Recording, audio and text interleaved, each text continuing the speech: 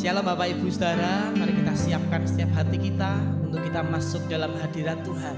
Kita percaya bahwa Allah Roh Kudus memberkati dan memenuhi setiap kehidupan kita. Terima kasih Tuhan.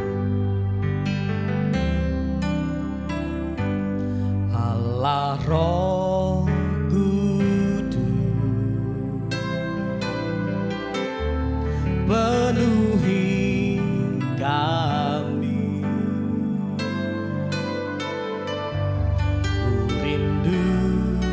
Kau selalu dalam hidupku, Allah Roh Kudus, ubah hatiku,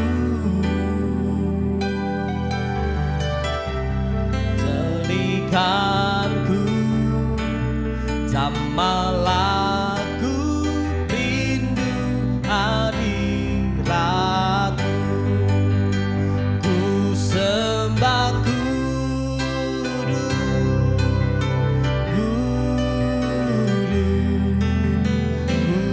kuduslah Tuhan, dan ku sanjung Kau mulia.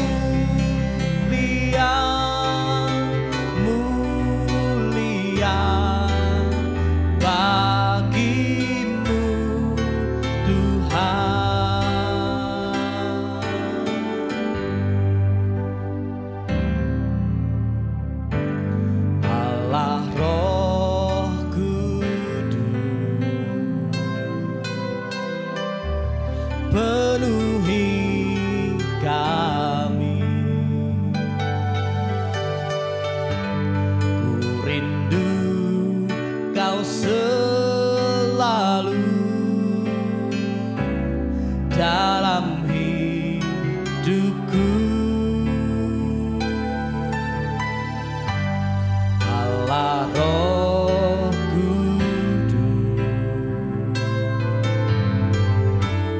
ubah hatiku,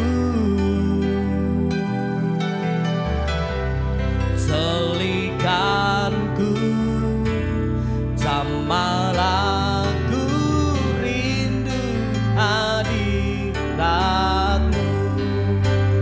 Ku sembah kudus,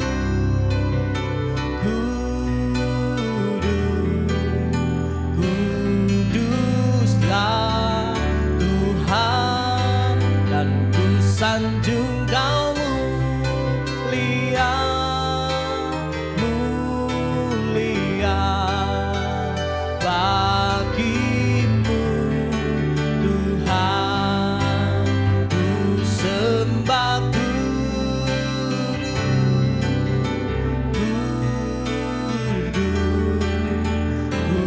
kuduslah Tuhan, dan ku sanjung Kau mulia, mulia bagimu Tuhan. Ku sembah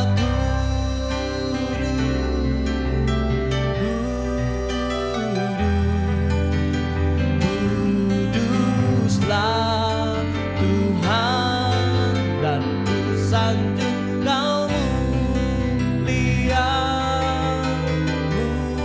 mulia bagimu Tuhan, bagimu Tuhan,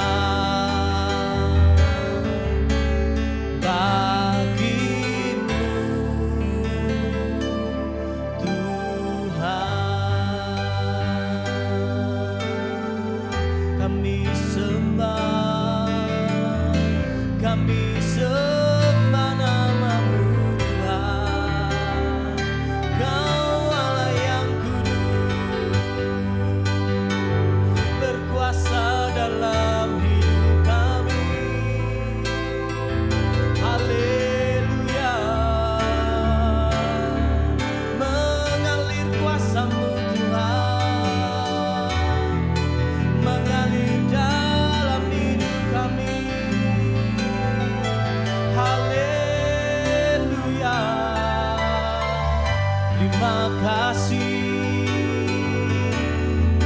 Kami sembah nama-Mu, kami tinggikan. Haleluya. Terima kasih Tuhan. Biar kami terus rasakan hadirat-Mu Tuhan. Biar kami terus merasakan akan penyertaan-Mu Bapa pagi hari ini. Kami mau puji nama-Mu lebih lagi Tuhan. Oh haleluya. Ku sembah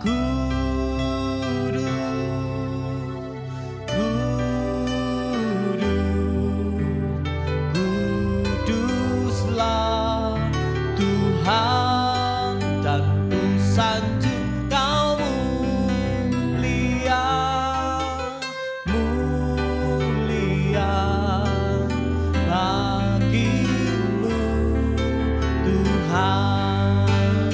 Ku sembah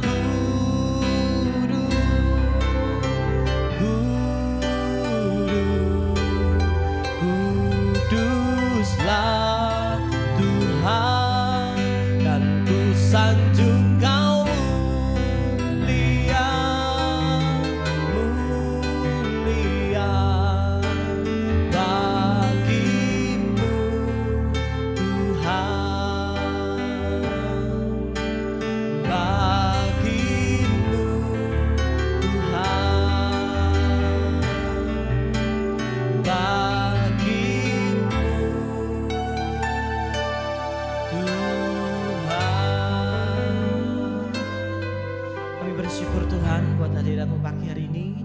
Kalau sebentar kami akan merenungkan firman-Mu, kami buka setiap hati kami untuk kebenaran-Mu Tuhan. Dalam nama Yesus, haleluya, amin. Shalom Bapak Ibu Saudara sekalian, selamat pagi. Pagi hari ini kita akan datang kepada Tuhan melalui doa pagi di pagi hari ini. Mari kita berdoa. Bapa, terima kasih Tuhan buat hari ini. Engkau sungguh baik dan luar biasa dalam kehidupan kami. Kembali di pagi hari ini kami mau datang kepada Engkau, dan kami percaya Engkau akan senantiasa membimbing kami lewat melalui firman-Mu Tuhan. Dan kami percaya firman-Mu ini menjadi kekuatan kami di pagi hari ini.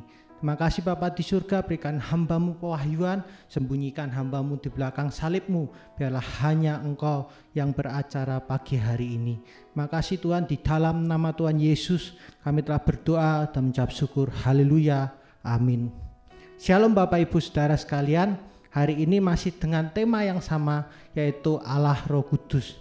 Kita tahu bahwa Allah Roh Kudus adalah peran yang sangat penting bagi kehidupan kita, di mana kita harus senantiasa berada bersama dengan Allah Roh Kudus. Yang saya mau bagikan pagi hari ini, kalau saya boleh memberi judul di pagi hari ini, jadikanlah Roh Kudus menjadi sahabat kita. Kita tahu bahwa kita semua memiliki satu yang namanya sahabat, di mana kita bisa curhat, di mana kita bisa mencurahkan isi hati kita, yaitu adalah kepada sahabat kita. Dan saya percaya Bapak Ibu memiliki sahabat, tapi terkadang sahabat itu memiliki masalahnya masing-masing, kesibukannya masing-masing, dan terkadang tidak punya waktu untuk Bapak Ibu Saudara sekalian. Tetapi Bapak Ibu harus tahu bahwa kita memiliki sahabat yang sejati, yaitu pribadi Roh Kudus. Maka pagi hari ini saya mau berkata bahwa jadikan Roh Kudus menjadi sahabat kita, sahabat yang tidak pernah mengecewakan kita. Seringkali sahabat-sahabat kita mengecewakan kita, seringkali orang-orang yang menjadi sahabat kita bisa mengecewakan kita, tapi Roh Kudus tidak pernah mengecewakan kita. Mari kita buka dalam Yohanes 16 ayat 7. Namun benar yang kukatakan ini kepadamu ada lebih berguna bagi kamu jika aku pergi, sebab jika aku tidak pergi, penghibur tidak akan datang kepadamu, tetapi jika aku pergi, aku akan mengutus dia kepadamu. Jadi ketika Tuhan ke surga, ketika Tuhan naik setelah disalib, dia mengutus Roh Kudus turun kepada kita. untuk menjadi sahabat kita, menemani kita. Jadi tidak ada alasannya bahwa kita merasa sendiri dan kesepian Bapak Ibu. Karena kita memiliki sahabat yang sejati, yaitu Roh Kudus. Dia diutus untuk menemani kita dan Dia Immanuel bagi kehidupan kita. Bagaimana cara kita untuk dapat menjadikan Roh Kudus menjadi sahabat kita? Pertanyaannya yang sangat penting adalah bagaimana cara kita untuk dapat menjadikan Roh Kudus menjadi sahabat kita. Yang pertama adalah dengan cara berdoa Bapak Ibu. Tidak ada hal yang lain yaitu dengan cara berdoa. Karena saya percaya bahwa seorang sahabat adalah seorang yang sering bersinggungan, yang sering senantiasa ngobrol, yang sering bercerita. Jadi cara kita untuk menjadikan Roh Kudus menjadi sahabat kita dengan cara kita datang dan berdoa. Karena ketika kita datang dan berdoa itu menjadikan sesuatu, kita berhubungan, berbicara dengan Roh Kudus tersebut. Berdoa dalam Yeremia 33 ayat 3, berserulah kepadaku dan aku akan menjawabmu, dan aku akan menunjukkan kepadamu hal-hal yang besar dan yang tersembunyi yang tidak kamu ketahui. Jadi ketika kita berdoa, ketika kita bersahabat dengan Roh Kudus, orang lain tidak bisa menolong kita, tapi Roh Kudus bisa menolong kita. Bahkan ketika kita bangun pagi dan berdoa, Roh Kudus memberikan kita hal-hal yang tersembunyi, yang tidak kita ketahui, yang mungkin tidak kita sadari di hari tersebut. Tetapi Roh Kudus bersama dengan kita akan mengarahkan kita. Contohnya adalah mengarahkan kita dalam mengambil keputusan, dalam menyelesaikan masalah yang ada. Dan Roh Kudus selalu menaungi hidup kita. Syaratnya kita harus sering berdoa, kita harus sering berkomunikasi dengan Roh Kudus. Yeremia 29 ayat 12 di sana dikatakan juga, kamu akan berseru kepadaku dan datang dan berdoa kepadaku dan aku akan mendengarkan kamu. Seringkali ketika kita curhat kepada teman kita, kepada sahabat kita yang manusia, kita hanya ingin didengarkan Bapak Ibu. Kita hanya ingin dimengerti, kita hanya ingin didengarkan saja. Sudah rasanya lega banget. Tapi Roh Kudus berbicara bahwa berserulah kepadaku, aku akan mendengarkan kamu. Dia memberikan jaminan bahwa dia akan mendengarkan kita Bapak Ibu. Jadi tidak ada perasaan bahwa kita sendiri lagi, karena ada Roh Kudus yang selalu mendengarkan kita. Ayat di atas menggambarkan kepada kita semua bahwa ketika kita ingin bersahabat dengan Roh Kudus, kita harus rajin berdoa. Karena seorang sahabat pasti sering bertukar pikiran, sering curhat, sering berkomunikasi dengan sahabatnya. Cara kita untuk berkomunikasi dengan sahabat kita yaitu Roh Kudus tidak lain dan tidak bukan selain berdoa dan saat teduh. Mungkin kita saat ini lagi sibuk dengan pekerjaan, dengan masalah, dengan situasi yang menghimpit kita, yang membuat kita lupa Tuhan. Mari kembali kepada Tuhan Bapak Ibu dengan cara kita rajin berdoa. Mungkin orang lain mengkhianati kita, sahabat kita mengkhianati kita, tapi ada sahabat yang selalu ada bagi kehidupan kita, yaitu Roh Kudus. Kuncinya cuma satu, mari datang dan berdoa saat teduh Bapak Ibu. Bangun jam-jam doa kita, bangun hubungan kita kepada Tuhan, maka Roh Kudus akan menjadi sahabat kita yang setia. Poin yang kedua yang saya bisa bagikan adalah membaca firman-Nya. Bukan hanya sekedar kita berdoa, tapi juga kita merenungkan firman-Nya, membaca firman-Nya. Karena saya percaya ketika kita membaca firman-Nya, lewat firman-Nya kita selalu ada tuntunan daripada Tuhan.